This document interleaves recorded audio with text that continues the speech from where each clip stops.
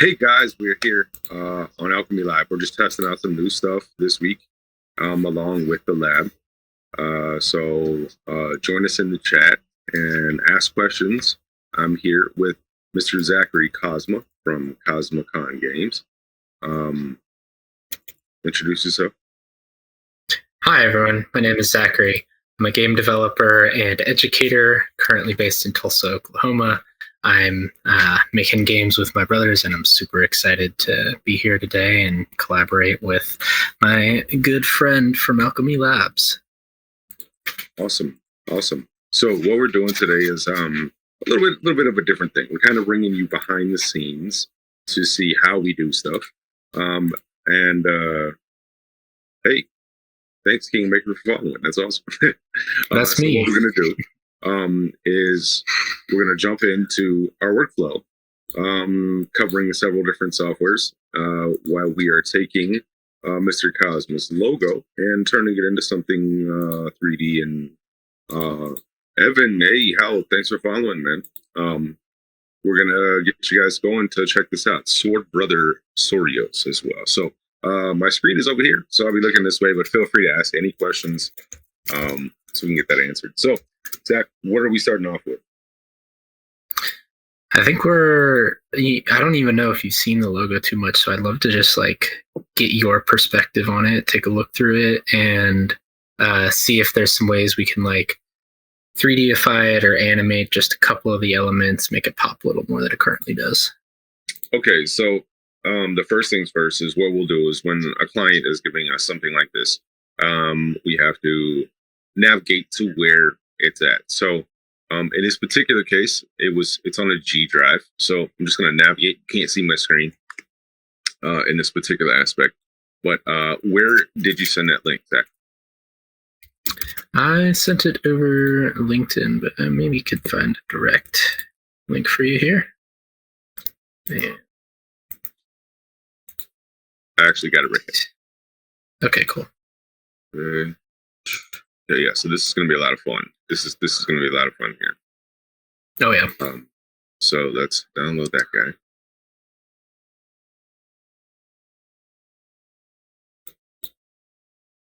And so we have a PSD. So what we'll do is let's get rid of our ALKEMI Live here and see if our Photoshop works. So we were just testing a little bit ago, and Photoshop is showing a weird screen. Oops, you're supposed to be out of here. So for some reason, you guys can't see my Photoshop. You can see my mouse, but for some reason, it's showing that screen, and I don't know why. So shout out to... oh, I think I could see the Photoshop now in the stream. I think... Is it white? Let's see. Do you see the white screen? Yeah. Oh, no. Yeah, I just see the toolbar and stuff. Yeah. So unfortunately, that's not working out the way we want it to work out. So if you look at my screen, shout out to Angel. He's one of our alchemists on the lab. Tune in tomorrow night at 7, matter of fact.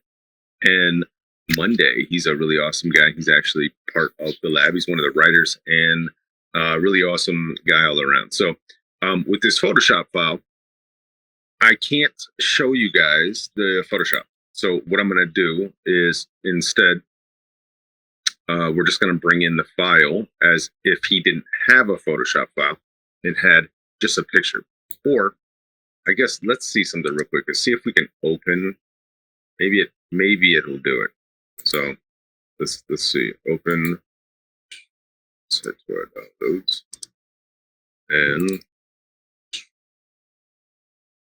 yeah. So for some goofy reason, it doesn't show up like it does on my screen.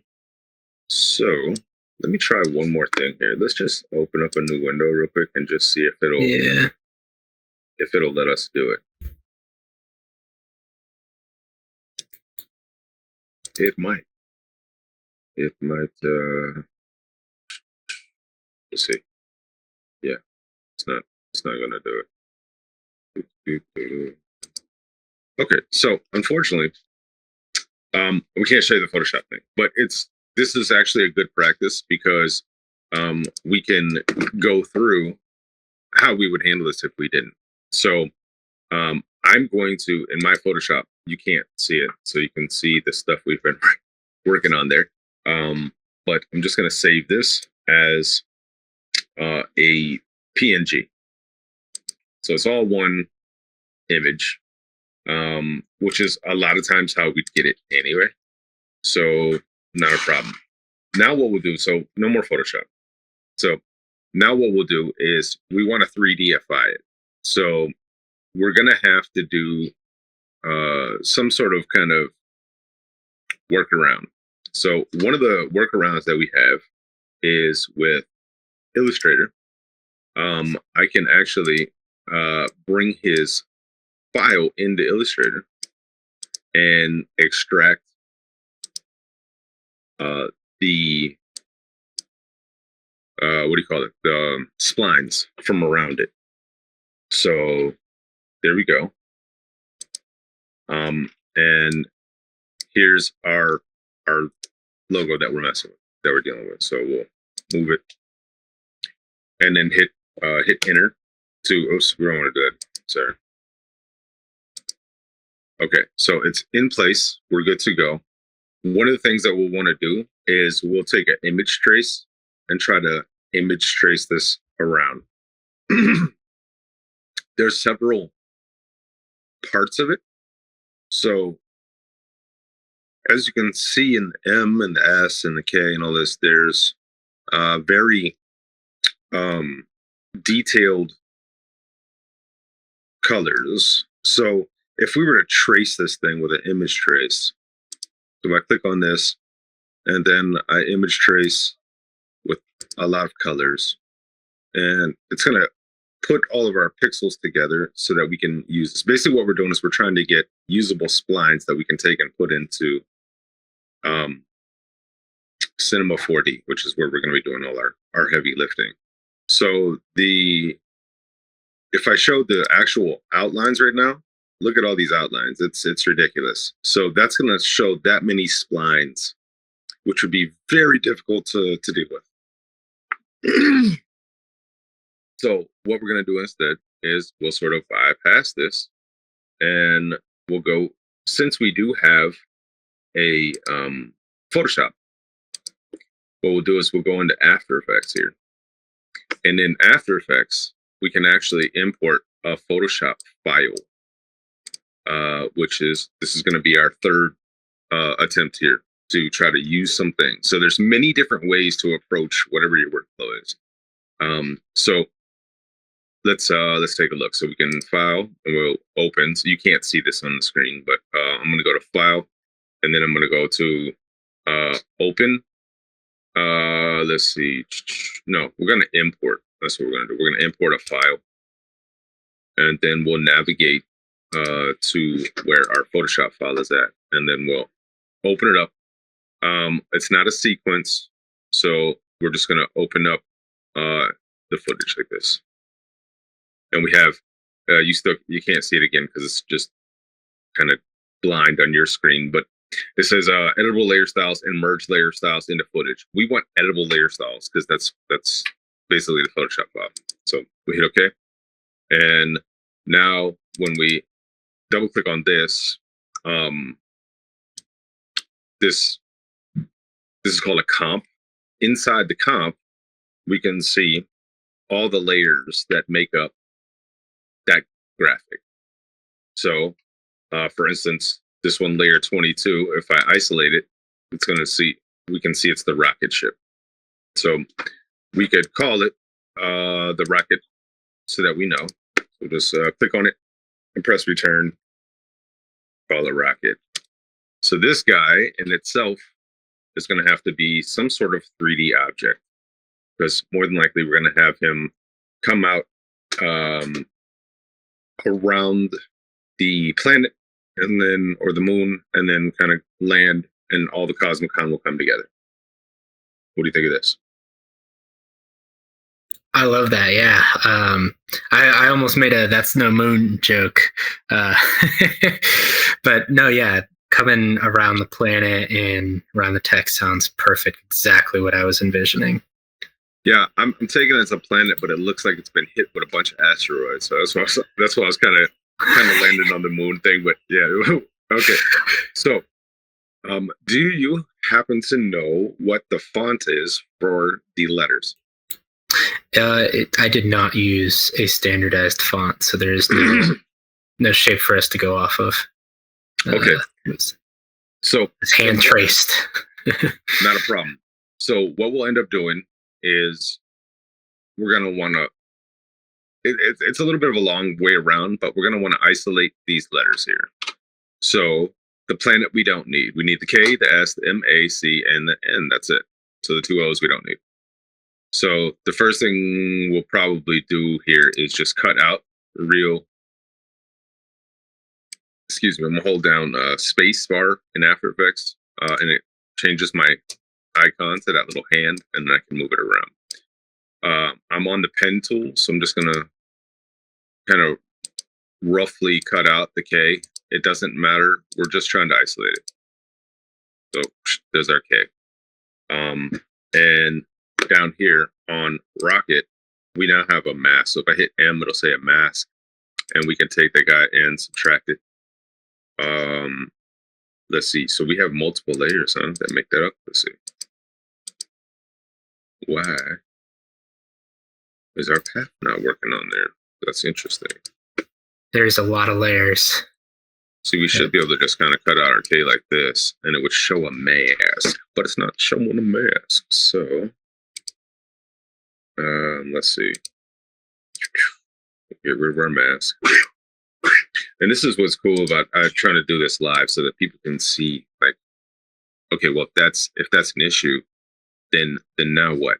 So if I look at my Rocket, and I toggle our switches, I should be able to see this mode right here, where it can change the quality and sampling.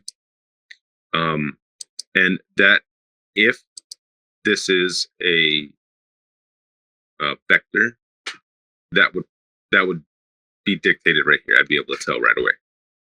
So it's not a vector, it's not changing. So all we're gonna do is just take this, and again, since it's all a bunch of pieces, that's really cool. But we kind of need it by itself in order to dissect it. And I think we already have that because we just kind of kicked it out of Photoshop to see if we could deal with that. So let me navigate over there and see if we can find that real quick. And I'll just drag it in like this. Now, from your guys' perspective, you're not going to really see anything change. What does that look like? Oops. You know what? That's an interesting thing about this.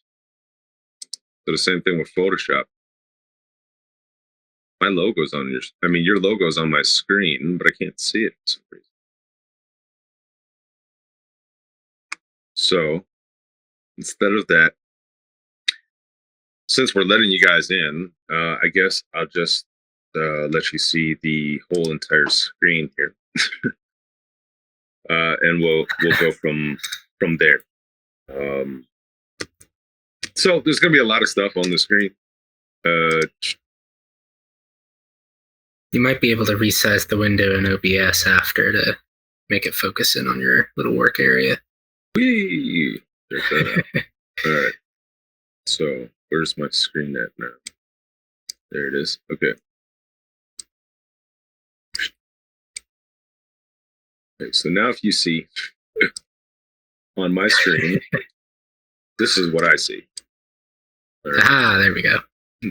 I'm not quite sure why I see that and you guys don't, but nonetheless, we're gonna work on it. So scoot it back down here again, and then we'll just turn off our After Effects. Okay. So here we go. And let me kind of just focus in on this screen. Okay. So, we also lost our little Alchemy Live guy. No, not him. Him.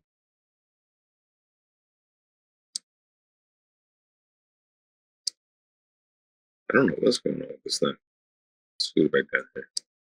There we go. We'll just keep it there. Okay, so nonetheless, here we are. We have a PNG that we're working with. So now in the PNG, if I drag it down into a comp like this, it looks the same, but look, it's only one image. So in here, there's that thing, which we don't want. We want this. Sorry, I grabbed the wrong one. Now, it's just that one image. So now if I go in there and I take my pen tool and cut around decay like this, real roughly, it doesn't matter. Now we have just decay. So I can click on my M for mass and then take that as none. And then I just got to do the same thing with everything else. So cut out your S.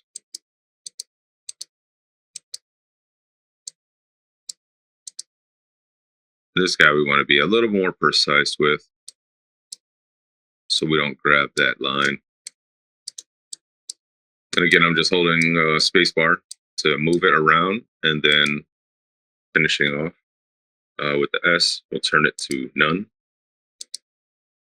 and then just keep repeating this process. It's a little bit of a step, but I'll show you how cool this is here in a second, and what it's going to allow us to do.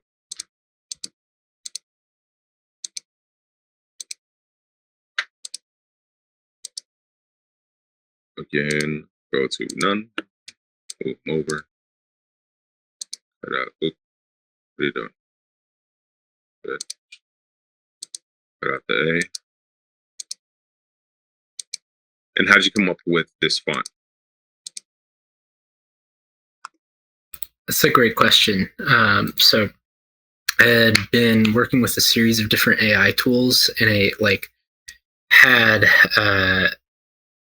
just a bunch of random fonts that it gave me. And so I overlaid all of these images on half transparency, cutting out just the shape of the text. Okay.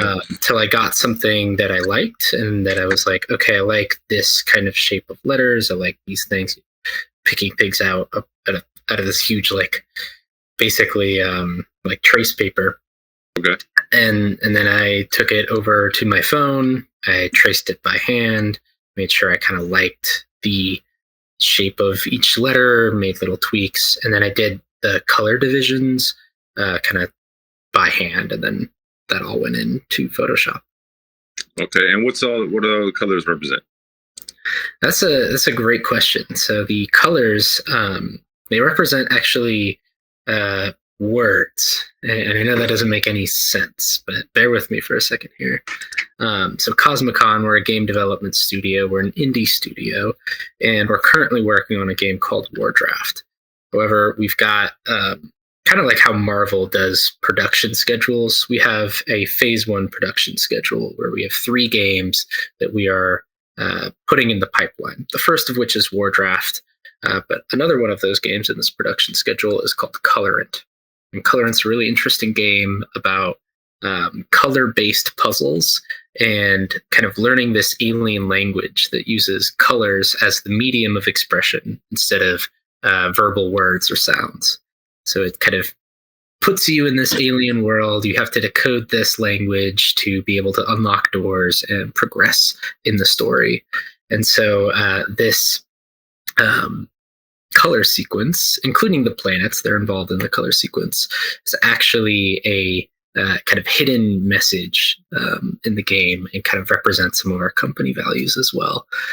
So stay tuned for Colorant. Maybe after you go through that experience, you'll be able to look back on the logo and kind of see it under, for lack of a better word, under a different light, and be able to interpret kind of what the sequence of these colors mean. But it all kind of aligned with us being a more colorful, light brand, something that kind of has a lot of different hues and details to it. I like that a lot. Yeah. Let's see here. So we've, in essence, isolated the letters. And what we'll want to do now is save this as an image. So we'll come up to File, and even though you can't see it, it's going to go File, and then Export. Actually, what we want to do is we want to save the frame. So we're in After Effects, so it's going to be a little bit different. So we're going to go to Composition. Again, oh, you guys can see it a little bit. Yeah, you can see it a little bit. Let me just. So what I'm doing is I'm up there. I got Help, Window, View. I'm just going to go to Composition. It's just off the side here, but you can see I can go to Save, Frame As, and then File. And we'll just put this on our desktop. We're just working live. That's a no. Don't ever do that. So say do as I say, not as I do type thing. Sorry about that. But so what we're gonna do is just put it on the desktop, and we'll call it the Kosma logo. And it's gonna say as a Photoshop layer, so we'll say save. But we don't want it as a Photoshop layer. We want it as a PNG. So if you notice right down here, it's just off a screen. Let me scoot this up just a little bit here. Oop, not that far. You get out of here. We don't even need you. This guy, come here. All right. So it'll say Photoshop layer right there. And what I'll do is I'll click on that instead of a Photoshop layer. It's going to give me these options right over here. And instead of a Photoshop sequence, I can put it as a PNG sequence. Sequence is a little misleading because you're only rendering one frame, so it shouldn't be a sequence. Hey, Sword Brother. Let's see. The first space games will be flagship titles. Oh, that is towards you. Hey, Kat, how are you, Kat? Thanks for joining us. That's awesome. Kat Craig is here. She's really awesome. We're gonna be having her on the show this season. So thanks for coming and showing some support on the lab. This is ALKEMI Live. So just one of our many products that we'll be offering here. So anyway, no, thank you for showing up. So so with this open, you'll see, like again, PNG sequence. All this is just the standard stuff is fine. We'll hit OK. And then here, again, I'm going to put this on the desktop, which is, again, Kat will attest to this. That's a no. Don't do that. But you know, we're just having fun here. So we'll put it on there and then render this guy out. And that was like super fast. So now that it's rendered out, what we can do is bring it back in. So this may seem like a big roundabout way of doing things, but you'll see why we're kind of doing this, because we're taking it to another step here. So I just dragged it in and I'm bringing it down to a comp. And so this is what we just rendered. So let me explain real quick why we did this, because it may seem like we just made a bunch of copies of stuff. So let's go back to the very beginning here. Okay, so at the very beginning, if we click into this comp, this is the actual Photoshop layer. So we have all those layers. Let me make it big for you guys. So we have all these layers. So you can see that's not really going to help us. So we took all those and we put them into this. So it's just one graphic, and then we rendered that. So instead of having a cookie with the flour and the eggs and all this stuff, we actually made a cookie. So now we have that cookie. So with that cookie, it's this right here. So it's just this image. And if we were to take off all those masks, we would see that logo. But we had to take that logo and flatten it using Photoshop terminology in order to make Kosma Khan one layer. Then we had to render that out. So that's why we are here with this one. So this is just one layer with just the letters. So now what I can do is come up here to, while I'm on there, I'm going to go to Effect, and then we'll go to Keying, and we can go to, there's a couple different ways. We can go to Color Range, and then we can just select our range like that. And now we have, in essence, our letters. So we can fine tune that just so that, like, say this blue, the N over there is not what we want. We can click on the minus. Oops, sorry, not the minus, the plus. We want the plus. And it'll get rid of that part. So now we have a pretty good logo that we need. All right, so we got rid of it. If we were to actually turn this on, we can see it's completely see-through. So we have just these guys. And then now we can take this and completely destroy it. We're going to go to layer styles. We'll go down to color overlay. And now it's all one color. What is the point of this? I'll show you in a second. So now that we have a dramatic contrast, so we can white and black, blue, whatever. As long as there's a dramatic contrast, we're good to go. So we'll go up here to File, and then Export. Oh no, that's again, we're in After Effects. Sorry, we're not in Photoshop. So we got to go to Composition, Save Frame As, that same thing, File. Down here at the bottom instead of Photoshop. Sorry, my mouse is dying on me. Come on. There we go. Click on Photoshop, and we'll change the Photoshop sequence to PNG. Hit OK. And well, again, since we're already convoluting the desktop, let's put it there. So this is going to be our logo for, and I'm going to put splines, and you'll see why we do that. Just so we notate what it is. Render, he's all done. So now what we'll do is, since we can see my full screen here, I'll just do this. And we'll hop over to Illustrator. And here in Illustrator, where we were before, we're just going to get rid of this guy. Yep. Oh no, sorry. We don't want to save it. I didn't realize what it said. We don't want to save this. There's no point in saving. So now we're here, and now we can open that new file that we just made. So the one that we did in No and put on the desktop. Did I mention that to you guys? Don't put stuff on your desktop. Let's see. Where do we put it? On the desktop. Right. Okay. So we'll open up there, and now we have our spline, our image for splines. So what we can do is I can trace it now. So you can see this little image trace thing. And let's just bring this whole thing over. That's next. Okay. So we have our image trace, and then I'm just going to do, this is low color. So it's not black and white. It's going to be low color. So we'll hit low color. It's going to say it's going to proceed slowly because it's real big. That's fine. Hit OK. So what it's doing now is it's putting all the pixels together. It's basically outlining it. This is necessary sometimes when you're taking like an image and you're making it on a poster or something like that. They'll have to vectorize it. Okay, so now if we go to the tracing result and go to the outlines, you can see probably a little bit hard to see there, but it's outlined. And that's what we're looking for. So once it's done, we're now going to go up to File, and we'll go to Save As. And you can pretty much guess where I'm going to put this.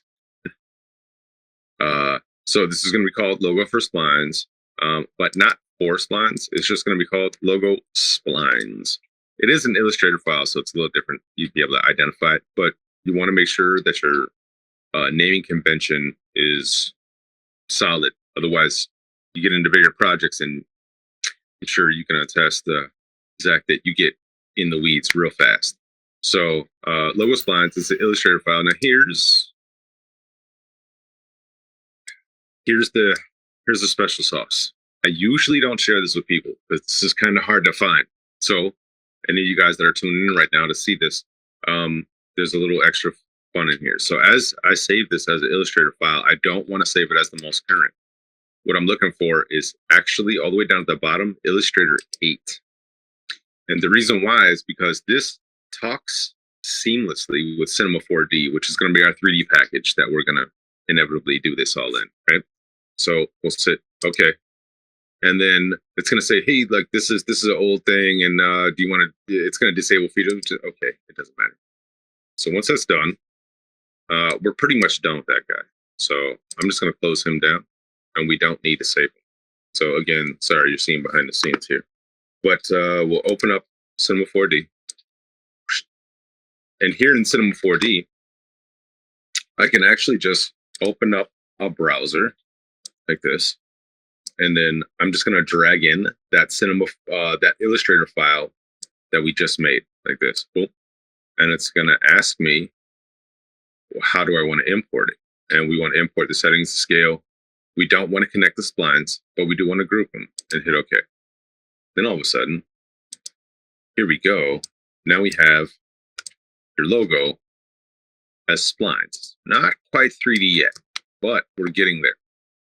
So again, this is a kind of a long workflow, but once you do it a couple times, it's really not that hard. So what we want to do first is we want to find out what that spline is right there and delete it. We don't need it. We only need these. The only ones we want. So typically when we do this format, it will give us duplicates. So if I zoom in there, you can see there's a little bit of gold and a little bit of gray. I don't know if you can really tell that. What that is that means there's a duplicate there. So we just need to find the duplicates and delete them. We don't need that. There's a duplicate here of our K. That's got a duplicate. And if you accidentally erase it, so say we get to that C, oops, and we just, Control Z or Command Z on the Mac, it'll put it right back for you. So now we have, it looks like all of our letters. Let's just make sure. Guy we need.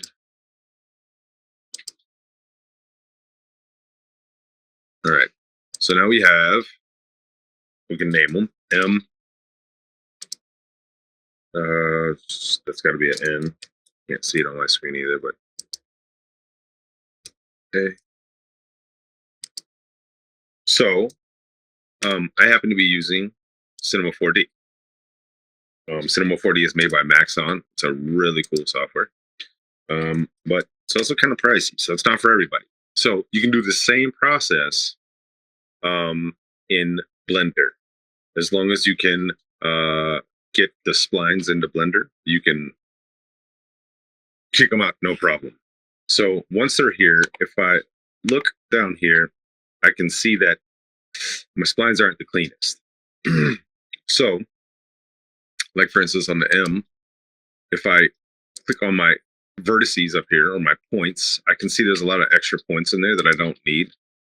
So I can delete some of these points. And on this one, all I have to do is go, I'm going to right click on it because it's going off kind of at an angle there. Right click on it and just go to,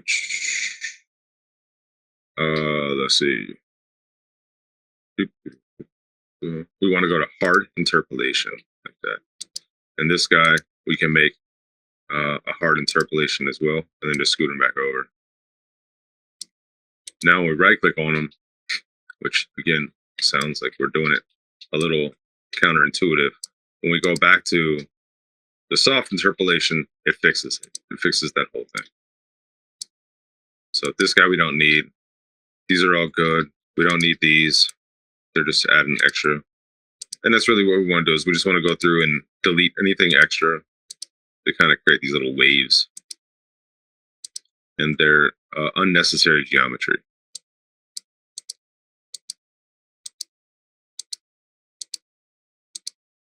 So you'll see here in a second just how cool the end product ends up being.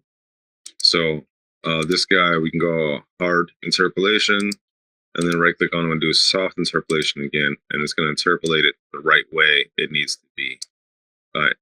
And I already know. Hey, thank you for subscribing, Sword Brother Sorios. We appreciate you.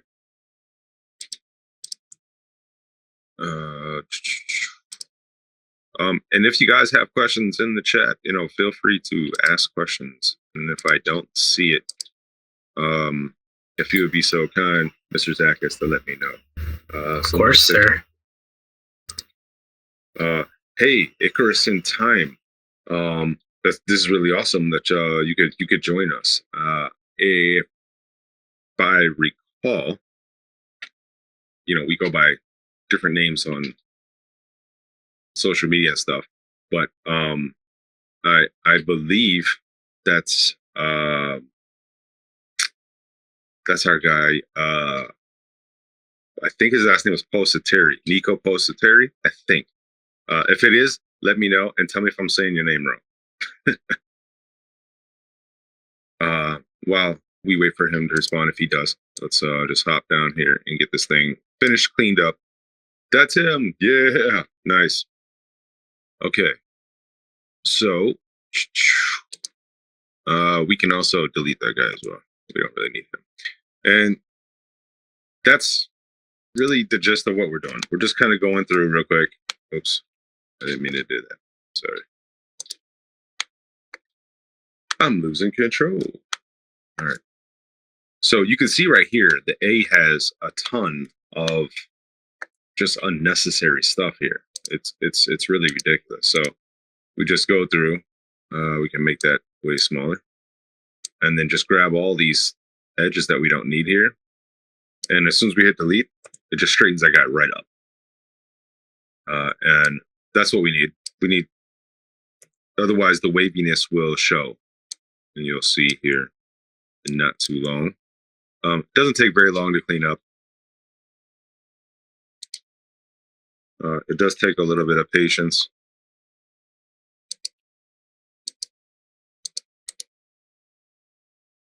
Hard interpolation again, then we'll soft interpolation, scoot them up. Yeah, he said, yeah, that's me. And you're saying it right, better than any of my my substitute teachers used to say it. Good, I'm glad I could say it right. Okay. Oop, didn't want to do that.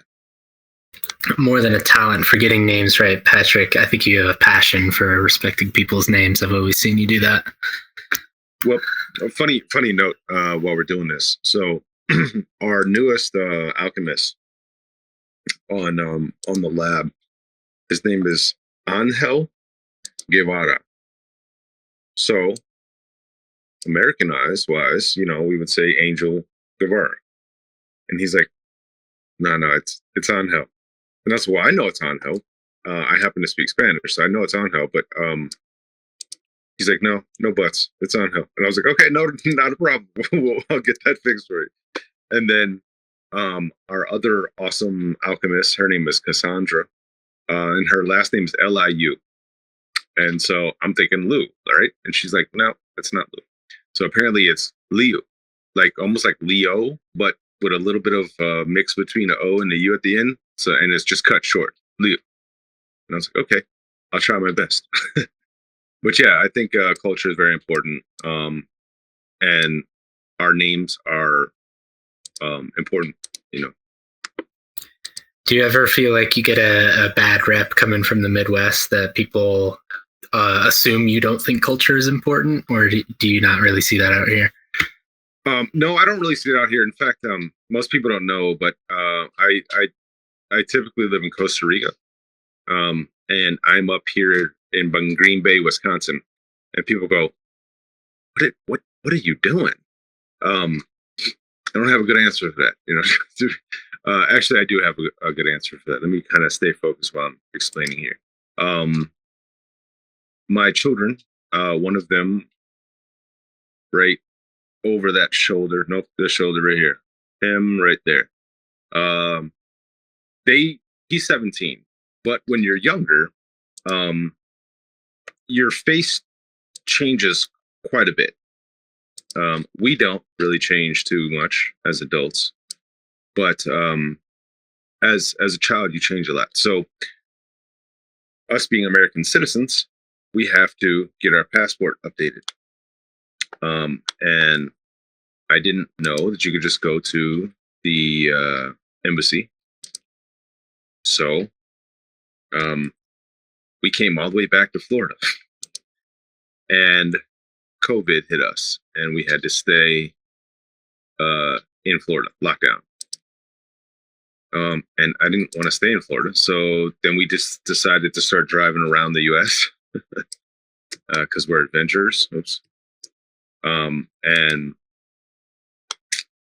we went to Colorado and Wyoming and South Dakota, all kind of different places. It was a whole lot of fun. But we ended up here during the summertime, and then the wintertime hit. That wasn't so pleasant. But I did get to meet real awesome people like Ben Cavallo and Tim Garrison. And as a filmmaker and crossing over into games, I didn't really know how well it was going to be received. But I was brought in really quickly and shown a lot of love, and that's kind of where I'm at, and so passionate about making sure everybody has an opportunity. And that's why I'm teaching and showing stuff that I typically would keep to myself, but I want all you guys to know it, and I want you to be able to go out there and create stuff and be impactful to your communities. So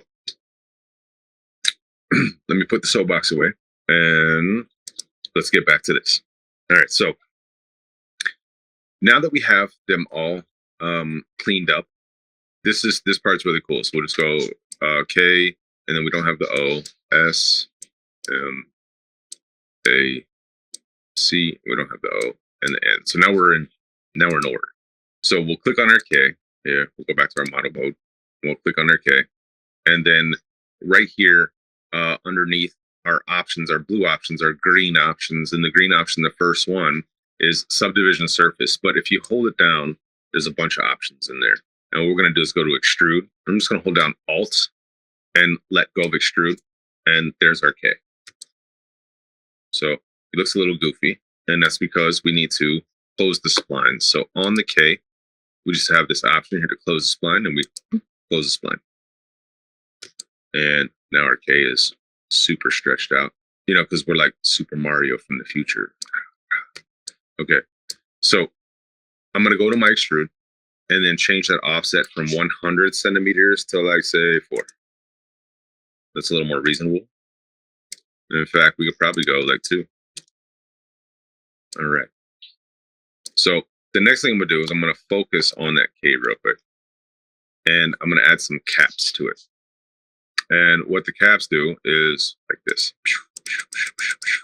So they just add this little bit of extra lip that light catches. It also shows that you're not an amateur at 3D and just leave it as a square edge. you always want to kind of this term is also called bevel. So what we're doing is we are capping it here in Cinema 4D. So that's the mark of a professional right there. I can't tell you how many 3D-fied logos I've made where I've forgotten to put a bevel. It just helps catch the little glints and stuff, and it just it's just one of those fine details that really are important. So what I'm gonna do is this extrude is perfect. Now just keep in mind, if I go to S and I go here and I bring down my extrude, it's gonna go through that whole thing again, right? And we don't want to do that. We don't do all that. This one's already set up, so we'll back up, we'll undo, and then I'm just gonna go to this extrude and I'm gonna hold down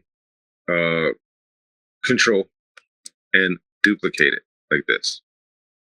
I'm gonna Command on a Mac. I'm gonna delete that K, and then this is gonna be S, M, A, C, and N. Make sense? Now we just drag the S in this one, the M in this one, and follow suit.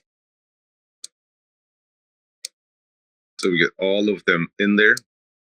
And now we can zoom out and see the only issue is what? Were you paying attention, Mr. Kosma? Now you're put on. If I had the Jeopardy music, I'd put it on right now. What's missing? Why do those look see-through?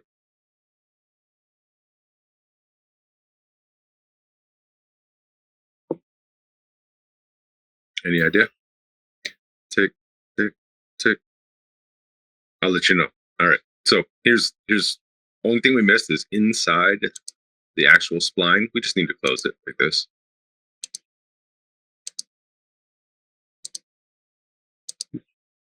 N, C, and then our N, and we're all good to go.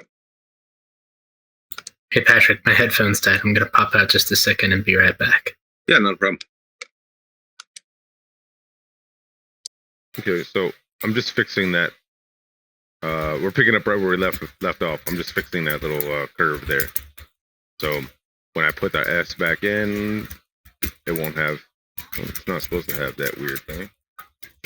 Let's do this.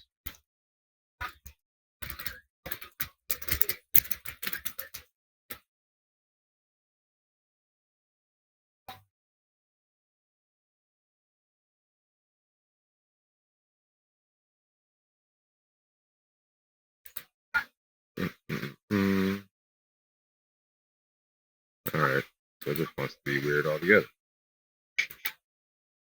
There we go.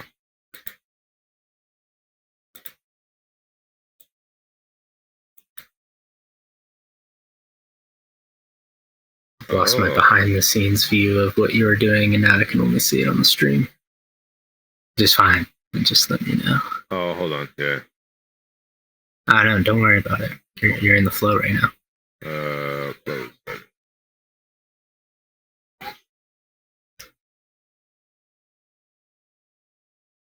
Yeah. Sorry, I don't know why, but okay. Don't worry about it. So we can delete that guy. This is the one that we want to make soft. Okay. Now when we pop them back in, we'll be good to go. And we can take it to the next step here. All right. So here's our Cosmicon 3D. And what we're going to do now is not move the S because that would mess everything up. So I'm going to click on the extrude up here, and I'm just going to hit C to convert it into usable geometry. And just do that for every extrude. And then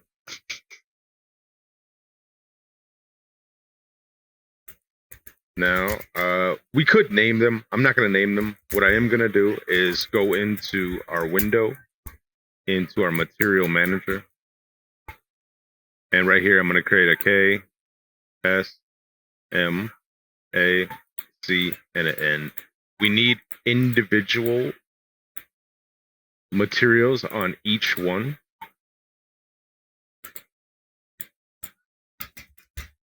And now the cool stuff is we'll get to go. So now we're just going to save this. So file, and let me drop down a little bit. There we go. So we'll save the project, and we want to save it as a Cinema 4D file. So put on the desktop. This will be our Cosmocon 3D text. It's important that you remember how you name stuff and where you put it at. So again, let's just make sure we have a Cosmocon 3D text. We're good to go. So now I can X off this, and I can head back into our After Effects here. And now we're going to create a whole new thing. So we're just going to go Control or Command on a Mac, N to create a new comp like this. And we'll call it the Cosmocon Final. And in here, we're going to create a new layer. So it's Control and Y. And this will be E3D. So if you guys don't know what E3D is, if you go over to videocopilot.com, you'll be able to see a bunch of software and plugins for After Effects. This is one of them. Video Copilot Element. And now this is where it gets all that work we did pays off. So I go up here to import. You probably can't see it because it's cut off, but just trust me, I'm going up to import, and I'm importing that Cinema 4D file. And it's going to come in like this. So what I want to do is normalize the size. And there's our 3D layer, but it's we can manipulate it in After Effects. So when I hit OK, there we are. And we're just going to create a new camera by going right up here to Layer, New, and Camera. It's going to be a 35 millimeter. And it doesn't look like anything changed, except for if I hit camera, I can orbit around it like this. And this is in After Effects. This is full 3D manipulation in After Effects. So Element allows me to put everything here. You can see the Cosmicon is all on group 1. So that means to manipulate that, I go to group 1. And I created a group null, which is just a controller. And now with this, I can change the size of, or the direction, anything I'm doing with my letters. So I'm going to go to particle look and just make them from 10 to a little bit bigger like this. And now we can start designing and messing around. So we'll go back into the scene setup. And again, if you don't know about Element 3D, go to videocopilot.com. You can check it out. It's a very good motion graphics design tool. So we're here. I'm going to go down to our materials and just drag on chrome and make them all chrome like this, just so we can get an idea of what they look like. Now check this out, Zach. I think you'll really like this part. If we go here into where it says the particle replicator, and we want to change right down here, multi-object. If we enable multi-object, now all that work we just did in Cinema 4D, we can manually control right here in After Effects. So if you've ever done Blender or 3ds Max, Maya, any 3D package, you know that manipulating the camera and getting it to render in real time, you know, it's a big headache. You know, you have different renders, it can be a big headache. So with each one of the letters now, if I come back in here, this is where we can make your certain colors. So say I want that letter to be that, and this letter to be this, and then this letter to be this. That's how it's going to stay. So now we go and make our individual colors that you had already designed, and we just place them on. Real simple. But we can manipulate these guys. So if we wanted to displace them, we could scatter them around like this, displace them. So our animation, now while that's going on, we can go like this and orbit around with our camera and get really cool stuff. I mean, it's like unprecedented the stuff you can do with this in real time in After Effects. Wow. So the next thing that we need, so we have all this, so we can save this. Oop, audio just dropped. No, I don't know if you guys can still hear me. Audio dropped.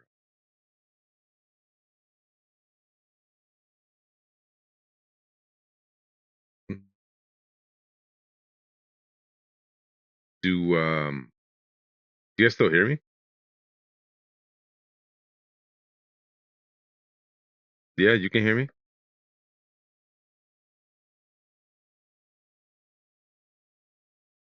I wonder what happened with that.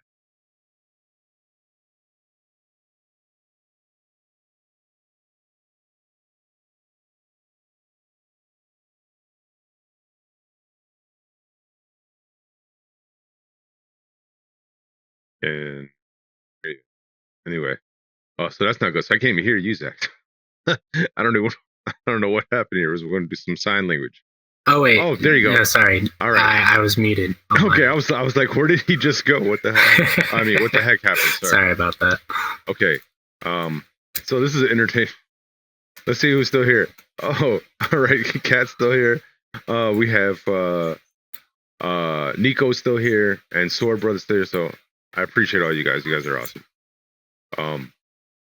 Let's see. The next thing we're gonna need is our 3D logo. Our 3D rocket thing. So let's find out where that's at again. And I'll just let you guys see all my stuff here. our whole Cosmicon, that one, and I guess we have our Photoshop one. So we need that rocket. What do you foresee that rocket looking like? Yeah, so if you kind of zoom in on it, it's actually supposed to be a smartphone, which is a little hard to tell. But I think like you kind of zoom in on it, you could see like the button, side buttons, that sort of thing. So like that's the idea: is you took a smartphone and you put a rocket cone and some wings on it. Okay, and is the cone flattened like the phone is? I mean, it could be. I don't see why not. I could see it either trying to be more rocketish or just like a coinified phone. Either way, I think would work. Okay, so I say let's do this. We're gonna hop back over into Cinema, because Cinema is just the 3D package that we work in. And the first thing we got to do is make a phone. So there's a couple of cool options with this. We could just like bring in a model, but we'll just do this relatively fast, because we can manipulate all this stuff inside. So the first thing we need is we need a cube, and that's it. There's our phone. Thanks for tuning in. That was corny, sorry. No, that was great. I loved it. All right, so you can tell I don't work for Apple. Okay, so let's we're gonna fillet the surfaces like this, and then we'll just turn up the radius to get a nice little rounded phone type thing. And then we'll take our cube and change our Y down a little bit. There we go. So now we got more of kind of like a, I guess, a smartphone. And then we need the screen. So let's see how yours looks. Yeah, you have, it's an iPhone with a home button. Okay. So the first thing we need to do is make another cube. And then this is going to be our cutout. So here's a little mathematical and game terminology for you guys. So what we're going to do is we're going to do a bool. And could you explain what Boolean logic is to us, Zach? Yeah. So, as a computer science teacher, I kind of explain this concept all the time. So, you've heard probably that computers talk in ones and zeros. This is like two values, right? It's either a 1 or a 0. And we often use that in computer science to represent true or false. So 0 typically being false, 1 being true. And because we do this sort of logic so often, it might be dangerous to like try and do it with ones and zeros, because what if we accidentally throw a 2 in there? So what we do is we take out the possibility that we could have a 2 by having a structure called a Boolean. And a Boolean just means true or false. So it's interesting because it's not a number, but it's that state of on or off, just like you would have for an electrical circuit, right? And Boolean operators are used all over the place. They could be like a little flag that tells you, hey, has the player done this? They could also be, like a... if you have a key for a door. So you can set a bool. Yeah. If you have the key getting into the door, then from that point forward, it should work out this logic. So as long as you have that variable, then we can move on to the next logic. So that's what we're doing sort of here. Just using the two objects as a 0 and a 1, the binary, and then the bool meaning somewhere in between that float gives us a cutout. So it's same technology or same terminology and stuff we use in video game development. And like you said, computer science. Now we're just using it as actual visible art terminology. So what I did is I just cut out where the screen would be.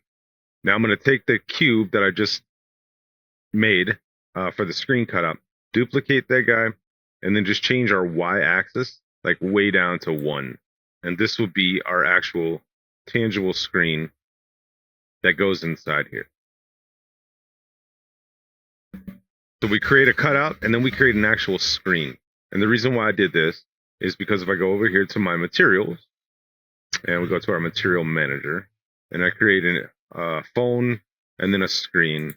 We make the screen red and the phone is white. So we put the white on the boolean, which is the phone, and then we put the red on that screen, and now we can control the screen individually. And I can also lift my screen, and we still have that boolean underneath.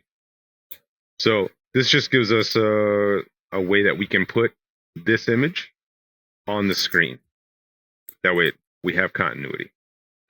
So the next thing we're going to do is the same idea. I'm going to take my boolean, and I'm going to press, like we did before, I'm going to press C to convert it into an object. And what it did is it just put everything together. I'm going to open it up, click on the bottom object, and then also hold shift and click on the bool. So I highlight all three. Right click, and we'll go connect objects and delete. So this is our phone body, and this is our screen. There's no more two parts to the phone body for the boolean. It's all one piece now. So we could take that phone body and create this cutout of the speaker. So I'll just go here where I can see what's kind of going on, and we'll create a new cube like this. Make them real small. Scoot them up to where our speaker would be. And I'm just using those little yellow handles, those little dots, to bring down my size. So in all actuality, this is what I'm doing here. Oops, we don't want to do that. I'm making a cutout for the screen. So now what I need to do is I need to make it so it's not so tall, which is going to be on the Y. So it's 200. We just want to kind of cut it down like this, just so it's enough to cut through. We'll fill it. Oops. And now we'll repeat the same process that we did before. We'll create a new bool. And then we'll just, this is the subtraction logic, or the yes or no, basically. So we'll drag in our phone object, and then we'll take our cube that we're trying to subtract from it and drag that in. And notice it subtracted the phone, so we just move the phone to the top, and there we go. Now we have our little notch for our speaker there. So we can continue to keep doing this and doing this and doing this. And this is how we would chip away at our phone. But instead of doing all that, right now we're just going to combine them. So we'll take our bool, we'll hit C to convert it. Again, grab all the objects, right click, and go down to connect objects and delete. And this is our phone body. So we have a phone body and a screen. We'll hit C to convert that into actual geometry, and then enter and type, enter and then type in screen, if I can do this. There you go. All right. Check. See what's going on. I'm glad we got some stuff going on in the chat, and I'm glad you guys are watching again. Okay, so here we go. We have the screen and the phone body. I'm just going to File, save the project, and it's going to be a Cinema 4D file, and we'll just call this our phone. And now I'm going to go back into Element, or into After Effects, which is where Element is at, Cosmicon. I'll open up my Element file. I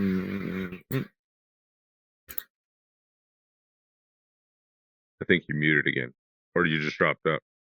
No, I muted it on purpose. I Okay. didn't want to give y'all any background noise. Oh yeah, no worries. We're live, man, and we have some great people watching, so they don't care. All right. So now what I'm gonna do is I'm gonna import that file, the phone, and hit open. Okay, and then here's our phone. So that's the side of the phone. It's huge. So what we want to do is just take our phone and normalize the size. And then even from that point, we can still make it a little bit smaller. But what's really cool is we'll take our phone, and instead of being on layer 1, we'll put it on layer 2 like this. Select layer 2. and then hit OK. And our phone is right there in the middle. Can't really see it, it's real small. So the same way we made a controller with group 1, we're going to make a controller with group 2, which so it's just opening up group 2, going down to create group null and create. And now that's actually our phone controller. So if we move it around, the phone is here, giving us control so that we can make it go around the planet. So now we can hit rotate and actually rotate our phone around. We can see what it is. Now, the screen there, what's really cool is because we're using, oops, I didn't mean to do that.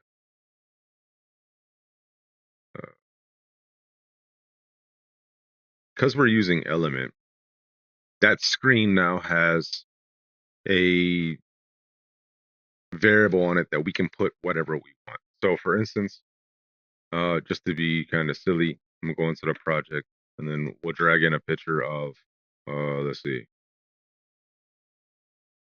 There you go. So this is my son who's was in the background. I don't know where he went, but this is him standing next to our poster. So I'll just drag this down into a new comp like this. And then we have him with his little cute face standing next to our poster. So what I can do is come back over here into the element and drag that picture down, turn it off. And inside element, we have this place where we can put text and all kind of cool stuff. So right here, there's custom layers. We can use custom text, we can use masks, or we can use texture maps.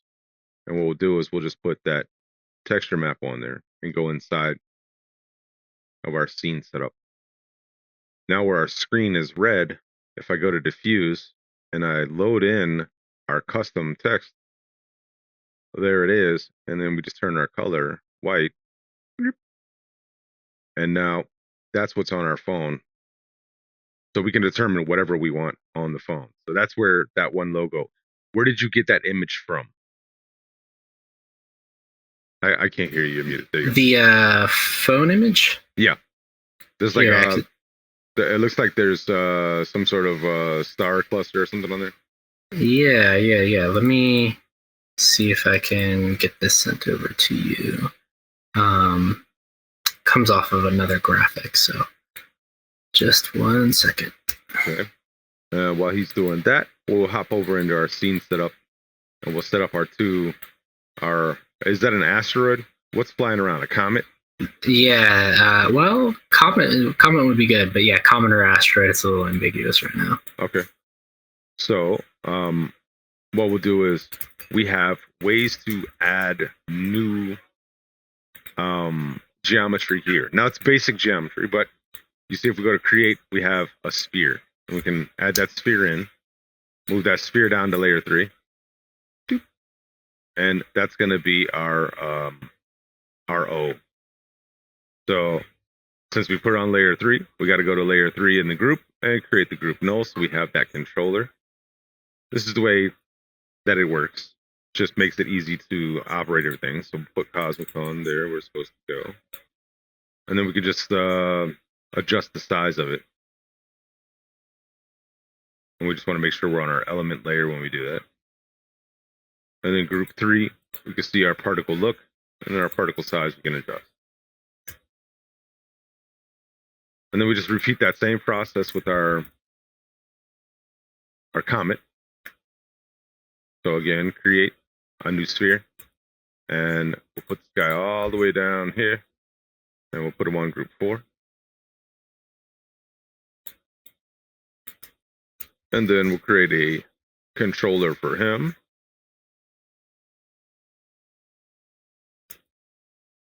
Now, a lot of times we work on software that's kind of expensive, and it's just kind of cool to watch if you haven't seen how this kind of stuff operates.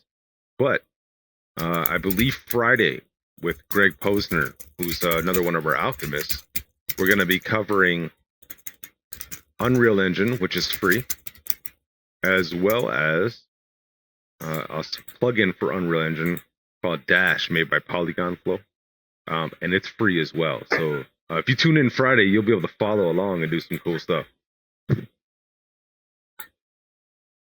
I'm just looking to resize.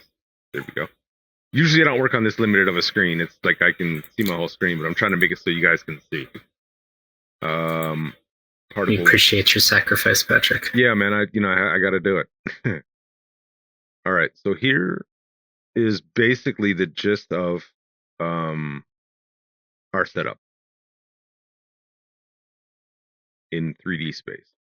So we have our phone piece, we have our planet, and then we have our asteroid here. And let's see. No, I don't even need you. Right here. Okay. So now we start to run into some logistical issues. Whenever you're translating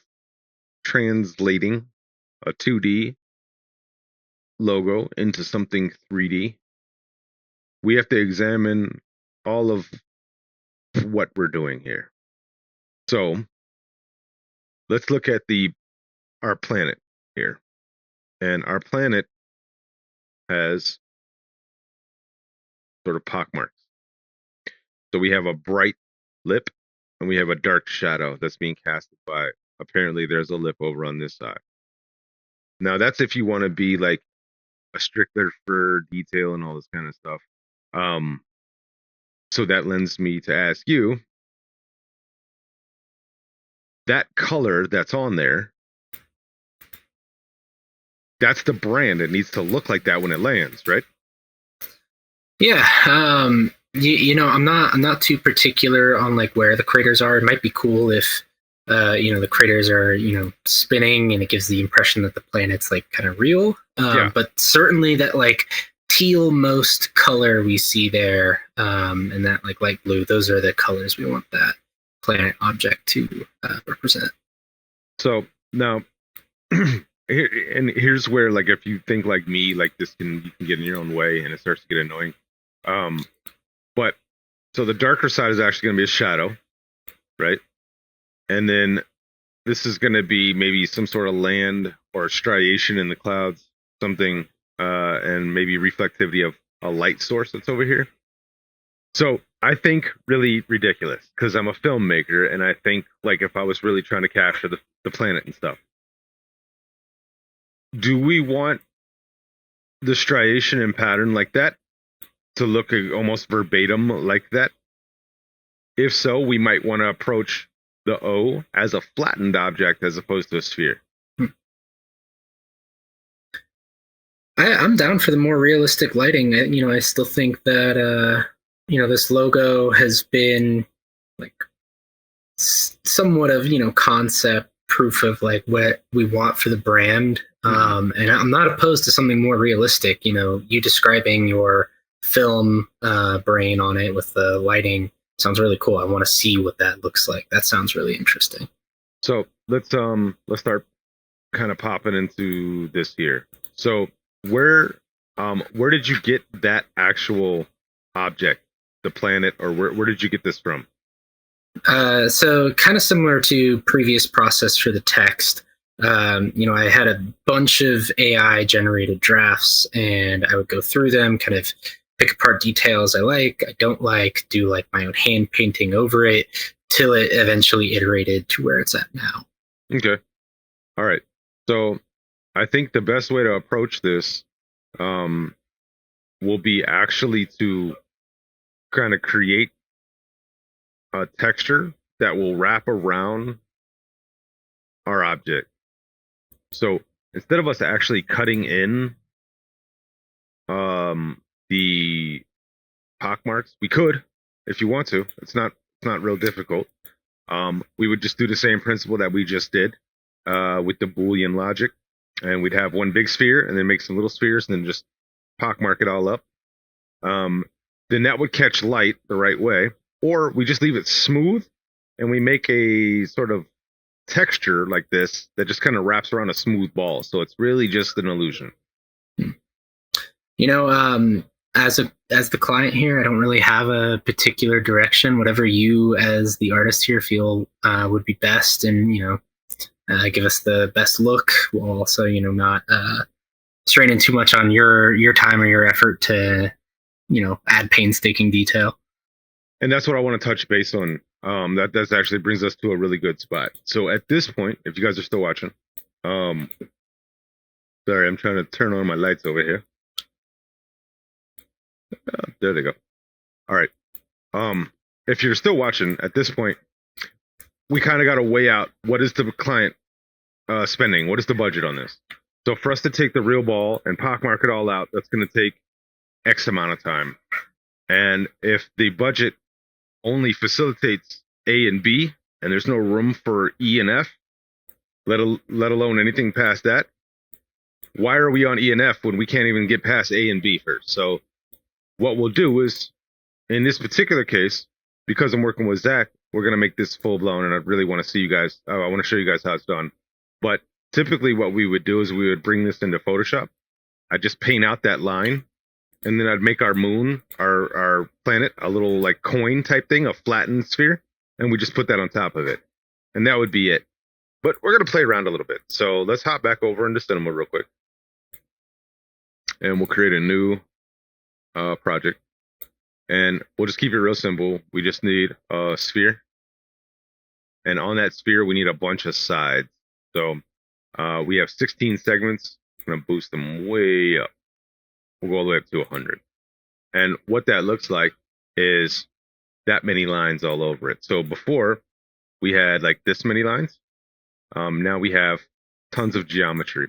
And we'll probably need a little bit more than that. So we'll go 200 like this. And the reason why is because when we start using that Boolean logic and pushing into it, if there's not enough geometry on it, when you push into it, it's going to look real funky. So our other thing is we can see at the top how they hold together, and then it's normal, and then they bind together again at the bottom. So instead of a standard, we can go with something like an octahedron, and it would be pretty even all the way around. Or maybe even, let's see, an icosahedron would probably be the best option for us. Okay, so now we're going to take that object and we're going to hit C to convert it. And then we're just going to take a couple other smaller objects and put it into it. So I'm going to hold down Control or Command on a Mac and pull that down. So I have 2. And now I'm just simply going to resize that guy. So just scale it up, which is going to be that one right there. And I can just scale them like this. So when we have an impact like this on an object, let's turn off our lines there. We'll grab our bool, and then toss in. There he is. So we want this guy, and then we're just going to move him in. So we can't see him right now until we move him in, and you'll see him cut into the planet like that. And so if we just duplicate this guy a bunch of times,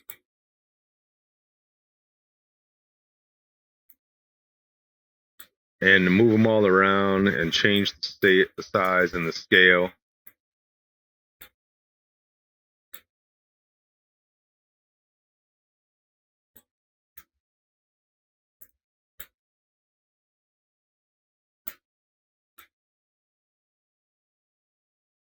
and this is why you have to make sure you have enough time to be doing this. Because if the client, if it doesn't fit what you're trying to do, there's really no point, obviously.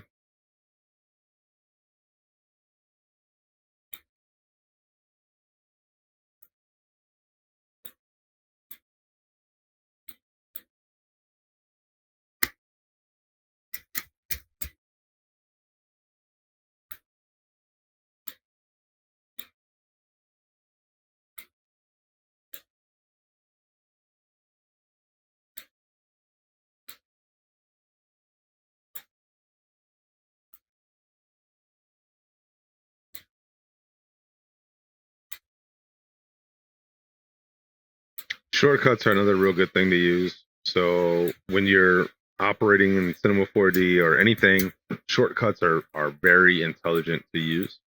And what I'm doing is just going from W, which is our movement, E, R for rotation, and T for scale. So E, R, and T, not W. W's in Unreal.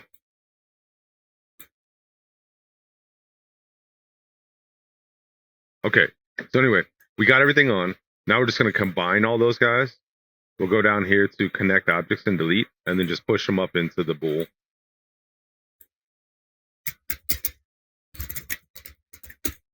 And I think we made a hiccup. There we go. And so now you can see the little cheese marks all over it. Yeah. Very clean. And we have another part of the sphere. We'll just kind of leave that there. So now we have our planet, and we'll do the same with the way we did before. We convert that thing because there's a lot of geometry. It's going to take it a second here. That's all the geometry we put on in the beginning. There we go. Now we'll connect them and delete. And there's our planet. Again, in order for it to see in Element 3D, we have to go to our window and go down to our material manager. Oops, I just shut my material manager. If it's not there, put it there, and then just make a material and put it on it. That's it. We're done. File. We're going to save the project. This will be our planet. Now, we hop back over here, and we go into our Cosmicon part where we're at. And instead of using that sphere, we'll go back into Element, come up here to the scene setup, get rid of that sphere. So our sphere is going to be our planet. So we'll get rid of that guy. And then we're going to import our planet. Okay. And there's our cool planet. And we'll put them on layer 3, where our other one was. And now on layer 3, what's really cool is part of this animation. So we go to group 3 and we go to our particle look. We have particle rotation, and we can make it rotate like this. So we have a whole bunch of control. Pardon me for a second. I'll be right back.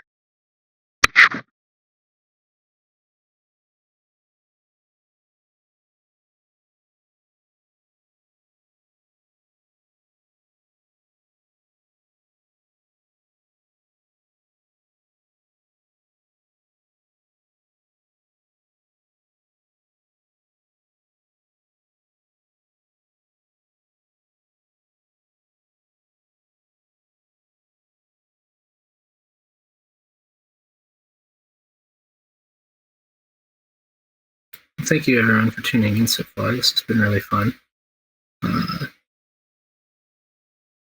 Appreciate Kat keeping the window open. And yeah, Icarus, I think this education format is really cool.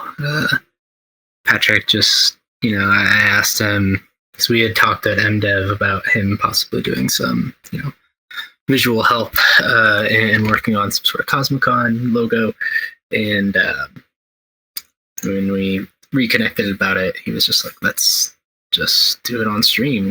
Let's make it a live workshop. And I was like, yeah, that sounds awesome. So I definitely think this sort of opportunity to learn is really unique, and it shows you kind of this is how a professional works with a client. But even further than that, like this is what a collaborative work session looks like, and some of the questions that come up. I think it's very natural and good medium to teach these sort of things. You can hear someone talk about it in a class or on a YouTube video, but when you actually see that client professional interaction, it's a lot different.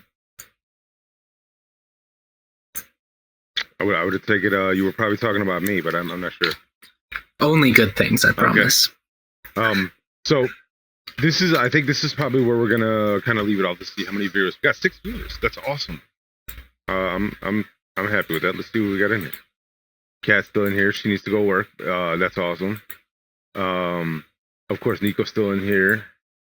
Yeah, so I'm man. I thank all you guys for being in here. But what we're gonna do is we're gonna leave it right here.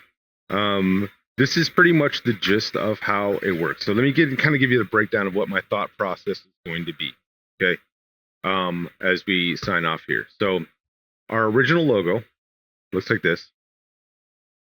And so we pretty much have a version of that right now. All right. So without the colors. So what we're going to do is I will X off of that guy. Okay. So we'll get a background. I'll end up rescaling the moon or the planet, making it another one here. And then what I'm going to do is I'm going to go and create a new layer by holding Controller Command N. And we'll call this Saber. Now, this is a free plugin that you can get from, again, Video Copilot. So we'll hit OK. And then I'm going to go into Effect all the way down.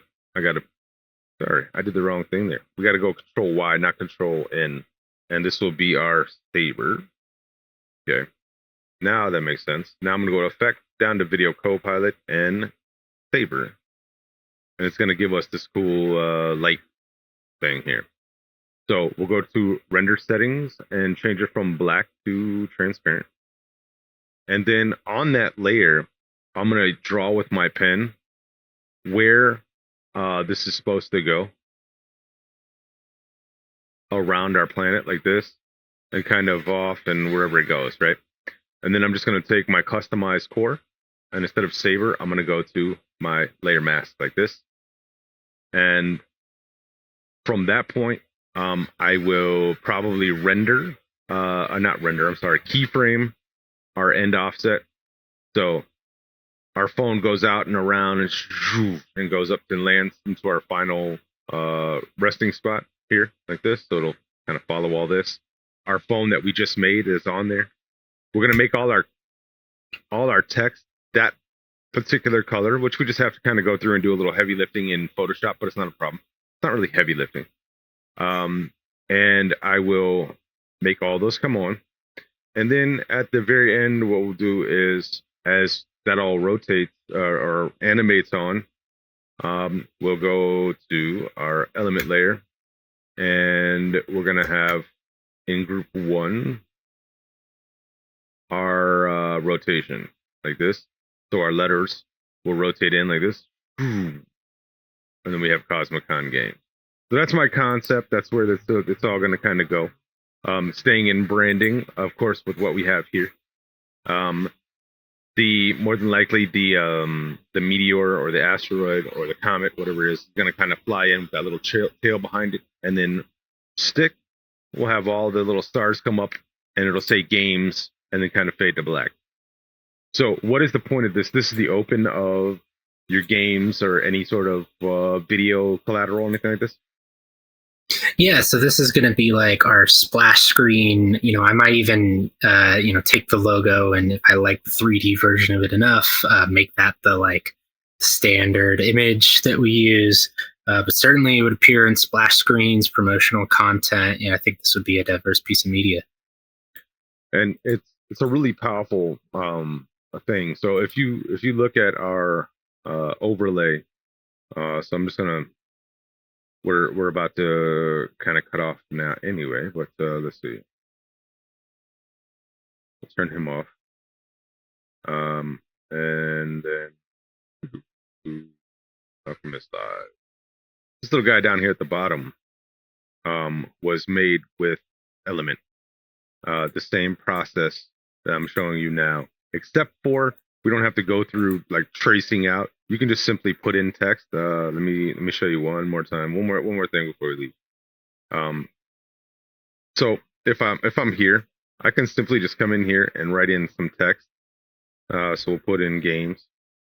Not the right font, but nonetheless, I'll turn that off. Go into Element, and that same place where we have our options for custom texture maps, like what we put on the phone. Right above it is custom text, and we'll just grab our games like this. Once that's plugged in, all I have to do is just come up here to the top to scene setup. And one of our options is extrude. When I extrude, there's our text right there. So if I don't have to go in and actually lift off of, so in this particular case, just for you guys who are watching who care, or if you're just supporting, but nonetheless, I talk. So I want to adhere to what Zack already had established. So with that specific text, many different ways I could harvest and find out what was going on. And if there might have been I could have tried to match it and seen if there was already a font and gone this long way around. But one, in the spirit of teaching you guys, two, we have to put everything on a scale. You know, we're kind of detectives. So when we get something in, we have to find out how long is this going to take and what's going to be the return. And we have to figure out which way that goes. So if it's going to take longer to try to find a font and all that stuff, we're going to circumvent that and just trace like I did before and turn that into something. So that's why I chose that option. But you as a designer would have to figure that out on your own and determine what's going to work best for you. But yeah, this Alchemy Live up here at the top, you see that that was made in like I think like 20 minutes yesterday because we needed a logo. And you see how nice it is, and we got the little bevel and the edge and all this kind of stuff, and that's what we'll be doing with the CosmoCon logo. I'm just making it look like that. So you got anything else to say, Mr. Cosmo? No, just thank you everyone who tuned in. I'm hopeful we'll have a part 2 for this soon, and we'll get to see what the finished product looked like. This was super exciting from my end, just watching this design come to life. Patrick, you are so talented. Well, I appreciate you, and you're very talented yourself, sir. And I'm glad that we could have you coming on. For you guys that are watching, make sure you tune into the lab tomorrow night. Zachary will be on the lab along with Tim Garrettson.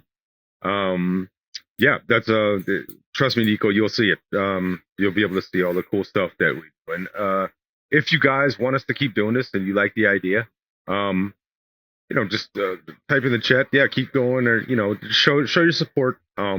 We are completely funded by ourselves, so everything you see on the lab and all that stuff is just me here in this studio with my sons putting this together for you guys. But we really love our community and we're trying to give back. So if you like this kind of stuff where you just kind of peek in behind the scenes and see how we work on games, or like in this instance, logo, anything you're interested in, let us know, and we'll start doing Alchemy Live twice a week. If not, we'll see you on the lab, and I appreciate all you guys. So tomorrow night, 7 p.m. Central, hope to see all you guys there with all our awesome alchemists, Mr. Zack Kosma and Tim Garrettson. I appreciate all you guys, and have a good evening.